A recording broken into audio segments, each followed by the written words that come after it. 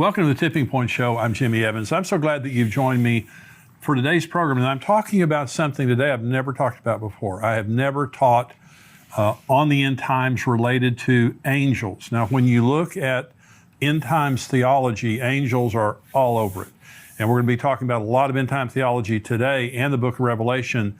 I'm having to skip over literally myriads of angels just to show you the main angels that are involved in the end times. Now, I want to talk about angels generally, and then I want to talk about angels related to the end time. Before I do that, let me just remind you, we have this book, Where Are the Missing People? This is a book that you leave behind. You know, once we're raptured and the Lord takes us out, there are going to be billions of people left on the earth. And this book is designed, it says the sudden disappearance of millions and what happens next. And so what this book does is it allows you to keep this on your coffee table, your bedside table, your car, your apartment, your dorm room, wherever you leave it. But somebody, when we're gone, people are going to be going through our stuff, and this will help them to know what just happened, to explain to them what the Bible said just happened, and lead them to Christ, and explain to them how to have a relationship with Christ, and also explain to them what's about to happen in the world. So this is going to be an eternity saver for a lot of people. Now, we just went over 100,000 of these books that we've sold. These have been selling very quickly. And so you can go to missingpeoplebook.com and you can get a big discount there if you're buying more than one. You can buy one. You can also get it on Amazon.com. I think it's $8.95 or something like that. We have almost 1,000, and you can go on Amazon and see all of the reviews that we have. I think we have like almost 1,000 5-star reviews of this book. People are reading it, and it's blessing them, and some people are getting saved reading this book right now. So missingpeoplebook.com. And I'm saying this too right now because Christmas is coming up, and you might want to give these away to family members and things like that, just to empower them to leave it around for someone. But if they read it, I can promise you, it's going to bless them. And in some cases, it's going to wake them up to the reality of what's going on in the world. These are the testimonies that we're getting from this. Where Are the Missing People? You can get it on missingpeoplebook.com, and you can also get it on Amazon.com. But if you're buying more than one, you'll get a much better discount on missingpeoplebook.com. Let me talk about angels. One of the subjects that is very central to end times teaching is how involved angels are in carrying out God's plan. And in studying about angels in the end times, let's begin to understand who angels are and the role that they play. And so the first thing is they're ministering spirits sent to help believers and those who will inherit salvation. This is what Hebrews 1 says about angels. But to which of the angels has God ever said, "Sit at my right hand till I make your enemies your footstool"? Are they not all ministering spirits sent forth to minister for those who will inherit salvation? They're just God's servants that come into the earth realm to minister to us. And so, we have angels, and I'll talk about that more in just a minute. We have angels. John Lindell was on the program. He is the pastor of James River Church, and he had a very powerful encounter with an angel that healed him. The angel grabbed him. He had cancer and healed him of cancer. Psalm 34:7 says, "The angel of the Lord encamps around those who fear him and delivers them." Psalm 91 says, "Because you have made the Lord, who is my refuge, even the Most High, your dwelling place, no evil shall befall you, nor shall any plague come near your dwelling. For he shall give his angels charge over you to keep you in all your ways. In their hands they shall bear you up, lest you dash your foot against a stone. You shall tread upon the lion and the cobra, the young lion and the serpent you shall trample underfoot." Now notice both of those scriptures there, that they protect those who put their trust in God, that they fear God. They're trusting in God's protection and under God's authority. And I heard someone say one time, we have guardian angels that, like when we're driving down the road, they're there to guard us. But if we exceed the speed limit, that they can't go faster than the speed limit. Now, that's kind of a joke. They can go as fast as they want to go.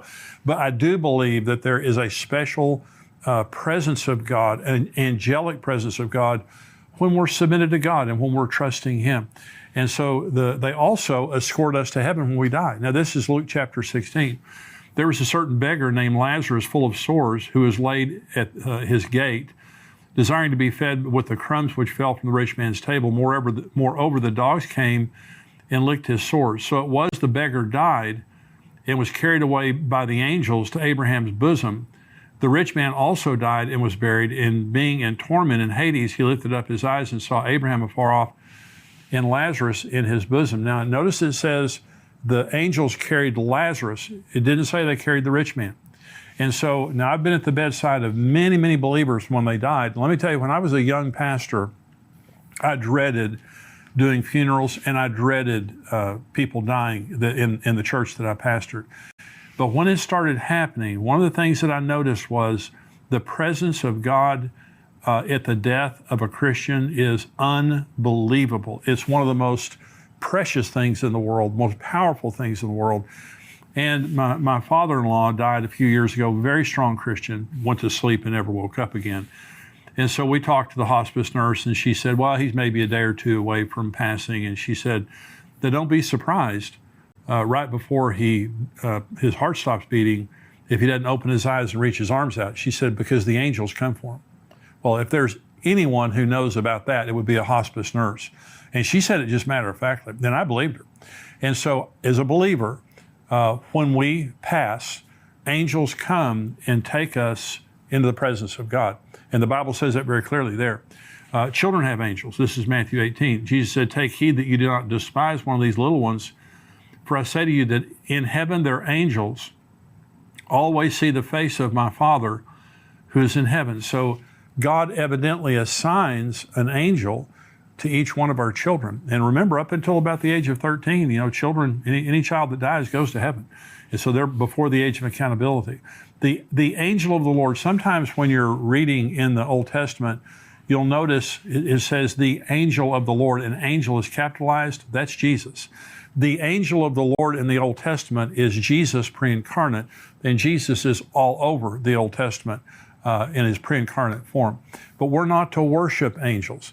And so again, Jesus isn't an angel, by the way. He's just he's over the angels. Angels are not created in the image of God. We are created in the image of God. Angels are simply ministering spirits that God created to minister on his behalf, but they are not in his image, and they will not marry Jesus. We are of a higher created order than the angels eternally. We are for a little while lower than the angels, is what the Bible says, but we are of a much higher order than the angels. And so Colossians chapter 2 says, let no one cheat you of your reward, taking delight in false humility and worship of angels, intruding into those things which he has not seen, vainly puffed up by his fleshly mind, and not holding fast to the head, from whom all the body, nourished and knit together by joints and ligaments, grows with the increase that is from God.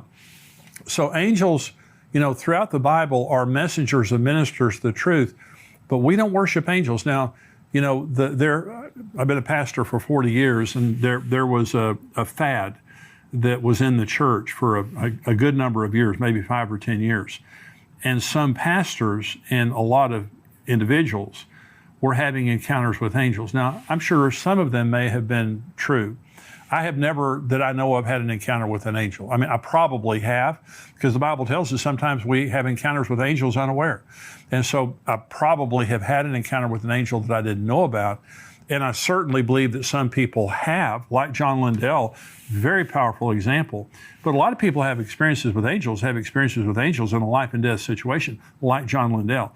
And so you don't always necessarily want an encounter with an angel. But we went through this period of time that it was kind of like a status symbol, that you had an encounter with an angel, or that you saw an angel or something like that.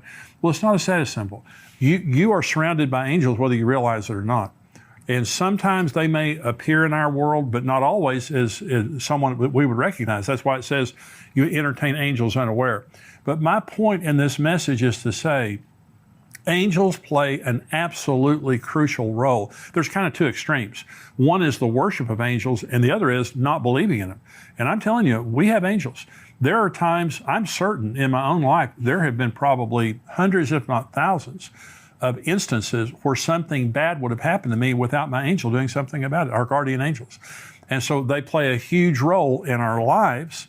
They play a huge role in eternity, but they also play a huge role in the end times. Let's go through some of the specific end time scriptures, and let's look at the angels that are a part of the end times, beginning with the book of Daniel and the angel Gabriel. Now, this is when the end began. I have a message that I preach, and it's called, When Did the End Begin? Here's when the end began. Because some people say, Jimmy, why do you have to have an end times? Why are you people so obsessed with the end times?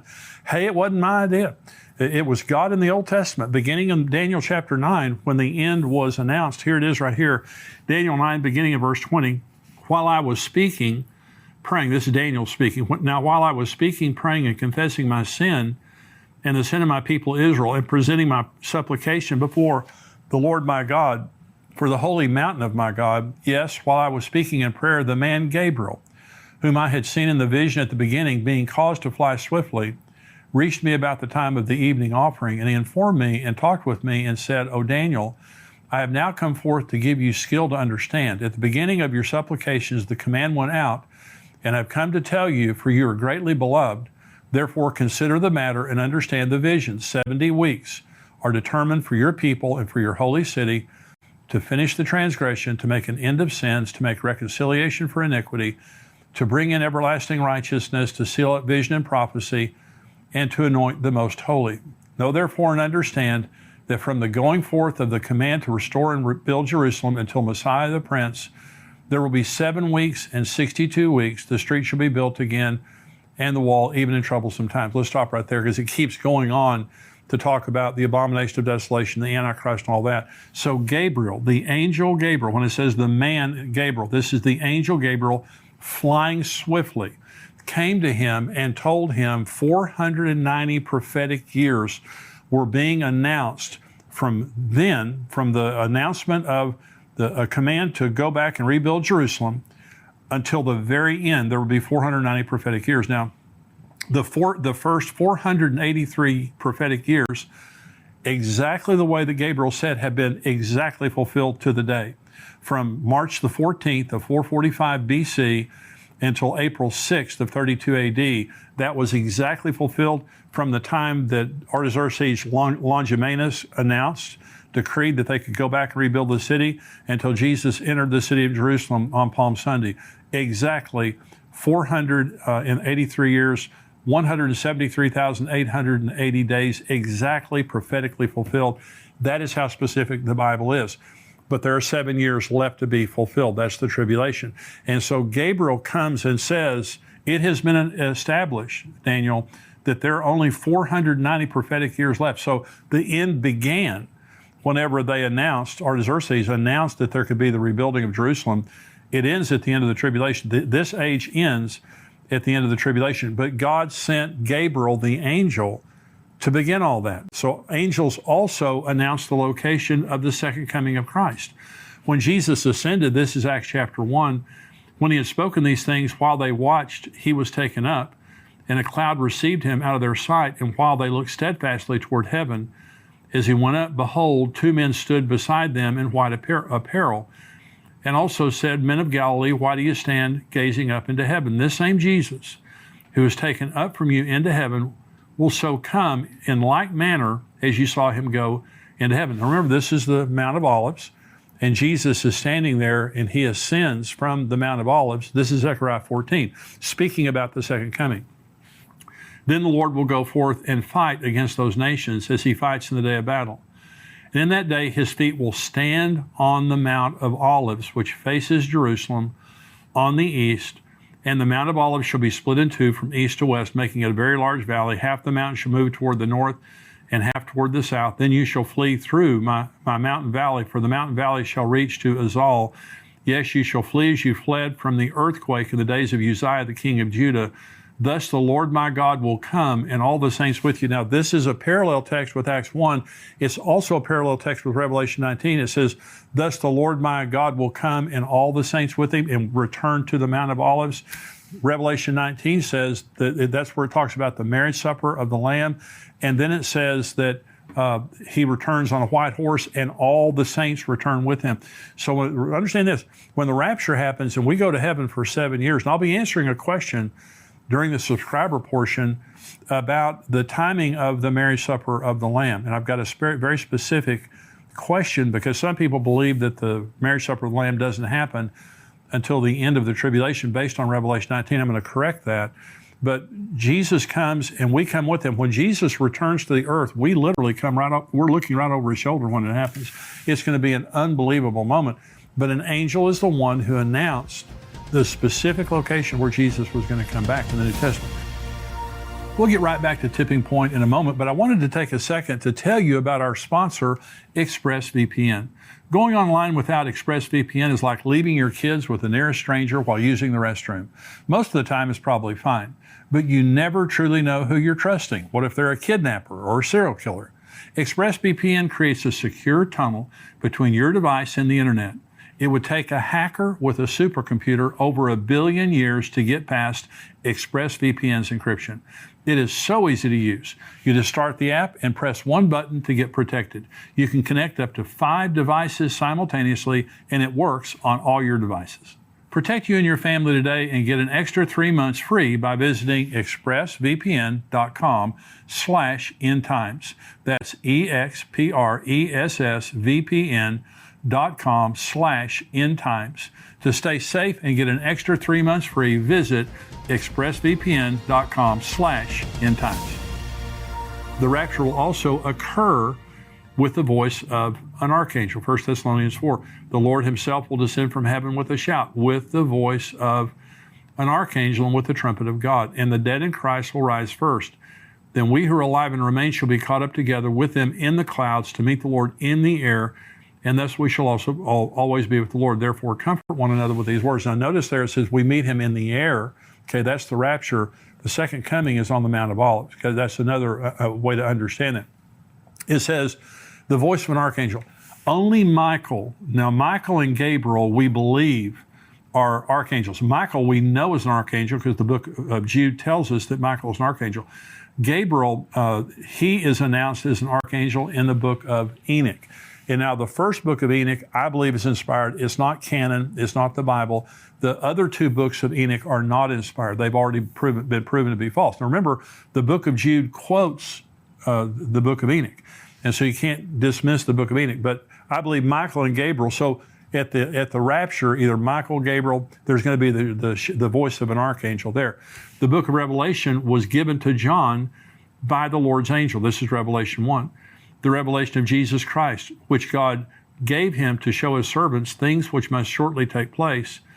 And he sent and signified it by his angel to his servant John, who bore witness to the word of God and to the testimony of Jesus, to all the things he saw. Blessed is he who reads and those who hear the words of this prophecy and keep those things which are written in it, for the time is near. The book of Revelation is the only book in the Bible that promises a blessing to people who read it. That's why it's so important to read it. And so, but we're told there that John was given the revelation by the angel of the Lord. The scroll with the seals that begins the tribulation will be controlled by a strong angel. This is Revelation 5. I saw in the right hand of him who sat on the throne a scroll written inside and on the back, sealed with 7 seals. Then I saw a strong angel proclaiming with a loud voice, who is worthy to open the scroll and to loose its seals? And no one in heaven or on the earth or under the earth was able to open the scroll or to look at it. So again, you just see how many times that an angel is involved. I'm not finished yet. We have more to go. But you see how many times an angel is involved. And so I believe these angels are present with us right now. And I believe that, and of course, as believers, you have to understand one of the beautiful things, the instant that we're raptured, we enter into the unseen realm. We're a part of the supernatural realm. And I think it's going to be absolutely intriguing all of a sudden to be able to see myriads and myriads and myriads of angels that are around us and how they interact. But God uses angels in a profound way all the time, but related to the end times. This is another one. An angel seals the 144,000 Jews in the tribulation with the seal of God. This is Revelation 7. After these things, I saw 4 angels standing at the 4 corners of the earth, holding the 4 winds of the earth, that the wind should not blow on the earth or the sea or in any tree. So there are 4 angels right there. Then I saw another angel ascending from the east, having the seal of the living God, and he cried with a loud voice to the 4 angels to whom it was granted to harm the earth and the sea, saying, do not harm the earth, the sea, or the trees, till we have sealed the servants of our God on their foreheads. And I heard the number of those who were sealed. 144,000 of all the tribes of the children of Israel were sealed. Now this is Revelation 14, again talking about the 144,000. Then I looked, and behold, a lamb standing on Mount Zion, and with him 144,000, having his Father's name written on their foreheads. So an angel is the one who seals the 144,000 in their forehead, because they're not going to be harmed. All these judgments that are coming in on the earth, they're not going to be harmed. But here's interesting. It says his Father's name. The Lamb was with the 144,000 because they go around the world proclaiming the gospel to the entire world, but his Father's name is on their forehead. So this is interesting, and I'm not preaching this as a doctrine. I'm sharing this as something that's interesting, and that is there are those that believe that the church is the bride of Jesus and the Jews are the bride of the Father. Now remember, you go to Revelation 21 and you read about the New Jerusalem. It says there are 12 gates to enter the city of the New Jerusalem, and every gate has the name of a patriarch on it, the 12 sons of Jacob. Okay, so all around. But it has 12 foundations, and each of the foundations has a name of the apostle. So it's interesting, the New Jerusalem is branded both to the church and to the Jews. And so an example is before Jesus came, and in the Old Testament, before Jesus became the standard of salvation, what happens to David? What happens to Moses? What happens to Aaron? What happens to, all the wonderful people in the Old Testament? Well, they certainly don't go to hell. And so where do they go? So there are those that believe that in the New Jerusalem, this is shared by the Old Testament Jewish saints that are the bride of the Father and the church that is the bride of Christ. Interesting thing. Okay. Another one. 3 angels proclaim a universal message to the world in Revelation 14. It says, then I saw another angel flying in the midst of heaven, having the everlasting gospel to preach to those who dwell on the earth, to every nation, tribe, tongue, and people, saying with a loud voice, fear God and give glory to him, for the hour of his judgment is come, and worship him who made heaven and earth, the sea, and the springs of water. Another angel followed, saying, Babylon is fallen the great city, because she has made all nations drink of the wine of the wrath of her fornication. Then a third angel followed with them, saying with a loud voice, if anyone worships the beast in his image and receives his mark on his forehead or on his hand, he himself shall also drink of the wine of the wrath of God, which is poured out full strength into the cup of his indignation. He shall be tormented with fire and brimstone in the presence of the holy angels and the presence of the Lamb. And the smoke of their torment ascends forever and ever, and they have no rest day or night who worship the beast in his image, and whoever receives the mark of his name. Now, there's several things in there. The first is, it says that they'll be tormented in the presence of the Lamb and his holy angels. Satan is not the Lord of hell. Jesus is the Lord of hell. And so Satan is in the judgment of hell like everybody there with him. He's bound there. And so, but it begins by saying an angel came and proclaimed the everlasting gospel to the 4 corners of the world, every tribe, nation, and tongue. When Jesus said this gospel will be preached into all the world and then the end will come, that's when it happens. It happens through the church before the rapture.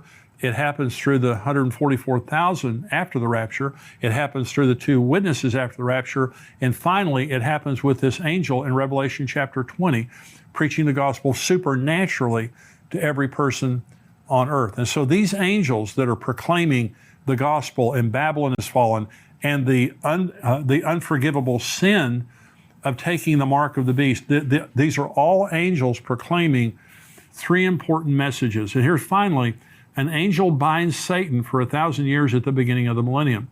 This is Revelation 20. Then I saw an angel coming down from heaven, having the key to the bottomless pit and a great chain in his hand.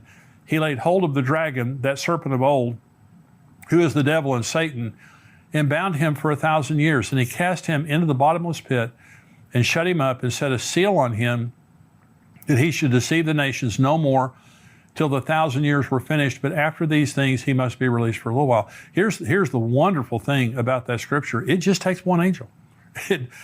When it talked about the seals, it says a strong angel said, who is worthy to break the seals? This doesn't even say it's a strong angel. So let me just say, first of all, when Satan fell, he took a third of the angels with him.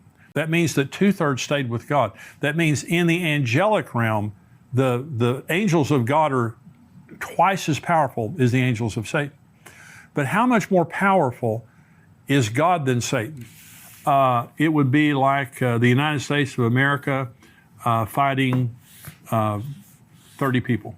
There's just no comparison. I mean, God is infinitely more powerful than the devil. So when it comes time to lock the devil up, one angel goes over and takes him and puts him in the bottomless pit. But I just want you to notice now the angelic participation in the end times, but the same is true for us today. We don't worship angels, but you need to remember, you have angels around you all the time. And God is using those angels in your child's life. The day that if Jesus tarries and we pass away, they're going to take us into the presence of God. In the meantime, we have guardian angels that are with us. They're ministering spirits sent to render aid to God's elect. So when you're praying for yourself, you're praying for your family, you're praying for your children, whoever you're praying for, angels are dispatched. God uses angels in a supernatural way in the earth realm to help us, but they are and will be a major part of the end times. Now I'm going to talk about Israel. We're going into the subscriber portion. I'm going to talk about some incredible things that are happening regarding the building of the third temple. I'm also going to be answering a lot of questions right now. We have a lot of end time questions that our subscribers have written in, so I'm going to be answering these questions. If you're not a subscriber to endtimes.com, it's $7 a month, $77 a year. You get the full Tipping Point podcast plus all of our videos and articles that come out all week long and all of our archives. $7 a month, and there's a 7-day trial period also.